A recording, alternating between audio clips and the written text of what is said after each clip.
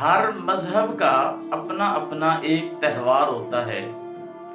جیسے عیسائی ہیں ان کا کرسمس ڈے ہے، ہندو ہیں ان کی دیوالی ہے، اسی طرح مجوسی ہیں ان کا نوروز اور مہرجان ہے۔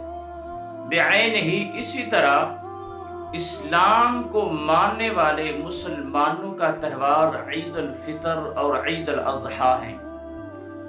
یاد رکھیں، اسلام کا دیگر مذاہب کے مقابلہ میں ایک خاص امتیاز ہے۔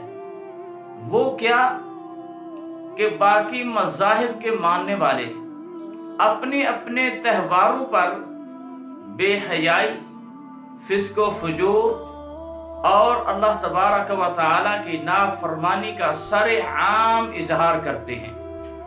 یعنی ان کے تہواروں میں، خوشی کے میلوں میں، خوشی کے مقامات پر، خوشی کے اوقات میں اللہ اور اس کے رسول علیہ السلام کی اطاعت و فرما برداری کا کام نہیں ہوتا، بلکہ ایسے ایسے اعمال سر انجام دیتے ہیں جو سراسر ان کے دین کے اور دین اسلام کے منافی اور مخالف ہوتے ہیں۔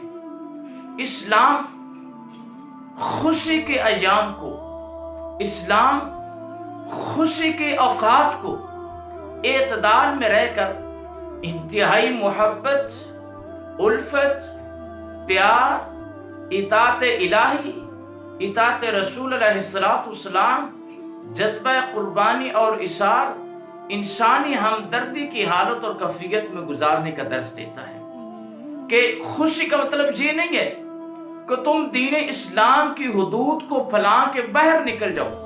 خوشی کا مطلب یہ ہے کہ تم خوشی کو انجوائے کرو، خوشی کو محسوس کرو، لیکن دین اسلام کے دائرہ میں رہ کر اپنی خوشی کے اوقات اور لمحات کو بسر کرو۔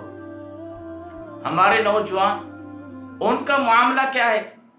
خوشی کا وقت ہے، عید الفطر ہے یا عید الاضحیٰ ہے، سیر گاہوں میں، باغات میں اور لمبے لمبے سفر، کیفے نیٹ میں راتیں، انٹرنیٹ دیکھتے ہوئے، بے حیائی کے مجالس اور بےہودگی کی محافل کا اہتمام، شراب خانوں میں اور سینما گاہوں میں، اور اسی طرح ہر وہ جگہ جہاں پر بے حیائی کا اور برائی کا کام ہوتا ہے، ان جگہوں میں شمولیت، ان جگہوں پر پہنچنا نہیں۔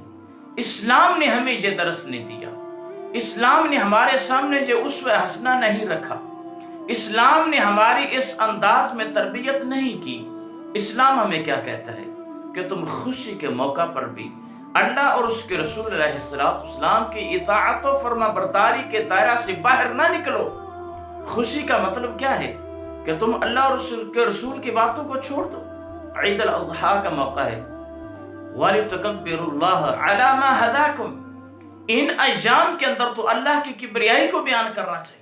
یعنی ایک مسلمان نوجوان کی زبان پر اللہ کا ذکر جاری ہونا چاہیے، نہ کہ وہ بے حیائی اور رسول خدا علیہ السلام کی نافرمانی کی محافل و مجالس میں شرکت کرتا پھر۔ وَاذْكُرُوا اللَّهَ فِي أَيَّامٍ مَّعْدُودَاتٍ، کہ گنے چنے گنتی کے جو ایام ہیں ان میں تم اللہ تبارک تعالیٰ کا ذکر کرو۔ اللہ اکبر، اللہ اکبر، لا الہ الا اللہ، واللہ اکبر، اللہ اکبر، وللہ الحمد۔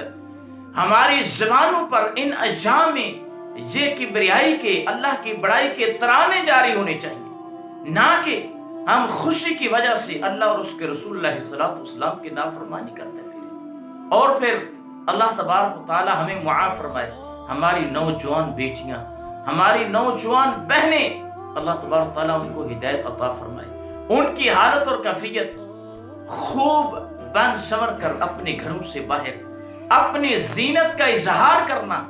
خوشی کا یہ مطلب نہیں ہے کہ تم اپنی عفت و عصمت کو بیچنے پر لگا دو، تم اپنی عفت و عصمت کے ذریعہ سے بے حیائی اور برائی کا بازار کرم کرو۔ دیکھو قرآن مجید میں اللہ تبارک و تعالی نے اپنے پیغمبر کی بیویوں کو کیا حکم فرمایا؟ وَقَرْنَ فِي بُيُوتِكُنَّ وَلَا تَبَرَّجْنَ تَبَرُّجَ الْجَاهِلِيَّةِ الْأُولَىٰ، تم نے بن صبر کر باہر نہیں نکلنا، بلکہ اپنے گھروں میں ٹھہری رہو۔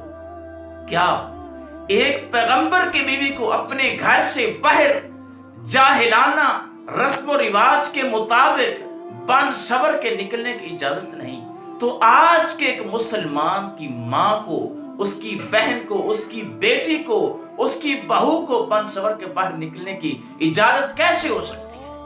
حضرات، یہ ایک لمحہ فکریہ ہے، اس کو سوچنے کی ضرورت ہے کہ ہم خوشی کے ایام میں کس قدر اللہ اور اس کے رسول کی سنتوں کو توڑ کے، اللہ اور اس کے رسول کے لگائے ہوئے دائرے کو چھوڑ کے باہر نکل جاتے ہیں، اور کہاں کہاں پر کس کس وقت میں کن کن لمحات میں کن کن مقامات پر اللہ اور اس کے رسول علیہ السلام کی نافرمانی کرتے ہیں۔ میں تو کہتا ہوں قربانی کے جانور ذبح کرو نا، ساتھ بے حیائی اور یہ جو بدکاری ہے اس کی خواہشات کو وہاں پر ذبح کر دو، ان کو کاٹ دو۔